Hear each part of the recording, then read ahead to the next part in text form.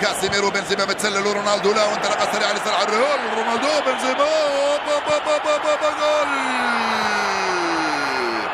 جول لكريم بنزيما من 3 تمريرات كانت كافية للريال. منذ حين قلت لكم بأن الريال يقدر يسجل في أي لحظة من لمسة واحدة، من كرة واحدة، من تمريرة واحدة، بل هنا كانت تمريرتين. كريم بنزيما في المكان المناسب يسجل 8 أهداف للريال. اللعبة كم كانت رائعة من كريستيانو رونالدو. هاي الإعادة مرة ثانية. كاسيميرو مباشرة لرونالدو، انطلق على الجهة اليسرى، استلم بيمناه حطها وبيسراه مررها في اتجاه كريم، لم يكن في وضع التسلل، خلاها وصلت وضربها بيمناه حطها على يمين كيبا. جول الريال عند الدقيقة 25. ريال مدريد في بيلباو في متفوق بهدف مقابل 0 امام اتلتيك بيلباو الذي بدأ المباراة بقوة في الربع ساعة الاول. هدف غالي وثمين للريال في هذه اللحظات، يحطم لاعبي اتلتيكو مدريد اتلتيك بيلباو او يؤثر عليهم بالاحرى. جول مقابل 0 لريال مدريد وكريم بنزيما امام بيلباو.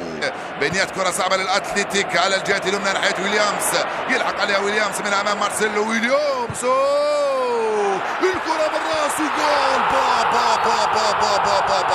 هدف عالمي لاتلتيك بيلباو في منتهى الروعة. توزيعها في القائمة الثانية. جول فعل اتلتيك بيلباو عن طريق دوريس. فنان انت راؤول غارثيا، توزيعها بالراس من اروع ما يكون، عالمية على الطريقة الباسكية. يا سلام. من هناك التوزيع من إنياكي ويليامز في القائمة الثانية بالبراعة والدقة اللازمتين.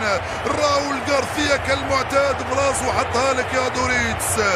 جول التعديل لاتلتيك بيلباو، مستحق هو التاسع لأريتسا دوريتس. شوف اللعبة كم كانت رائعة وممتعة. ويليامز من هناك مرر في القائمة الثانية. انت رائع يا راؤول غارثيا، تمريرتك بالراس ولا اروع. وجدت ادوريتس براسه الكرة في الشباك، هي وكذلك راموس وكايلور نافاس. وجول التعديل مستحق لاتلتيك بيلباو. هدف رائع. نعم رائع جدا هذا الجول. هدف الريال كان رائع وهدف اتلتيك بيلباو كان اروع. هدف الريال بالرجلين وهدف اتلتيك بيلباو بالراس كان رائع، لان تمريرة رونالدو برجله لبنزيما رائعة، وتمريرة راؤول غارثيا براسه في اتجاه دوريتس على فالفيردي.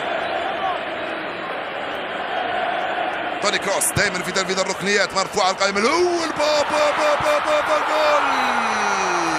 فعل كاسيميرو وسجل الجول الثاني للريال. من حسن حظ الريال ان كاسيميرو كان هنالك في المكان المناسب وفي الوقت المناسب وسجل جول ثاني 3 دقائق بعد تعديل النتيجة لاتلتيك بيلباو.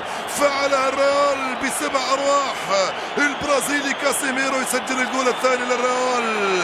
كيف جاء الى هذا المكان كاسيميرو؟ كيف كان له حس في هذه الكرة ووضع مكانه في ذلك المكان، وبهذه البرودة وبهذه البراعة يسجل جول ثاني. ترك الحارس يسقط وسجل جول ثاني للريال عند الدقيقة 69 من عمر المباراة. كاسيميرو فعلها وسجل الجول الثاني للريال. هل يمكن ان نقول بانه من حسن حظ الريال انه سجل هدف ثاني 3 دقائق بعد تلقي هدف التعديل؟ زيزو كان واقفا صار جالسا وبقي جالسا عوض ان ينهض مثل كرسي احتياطه كله.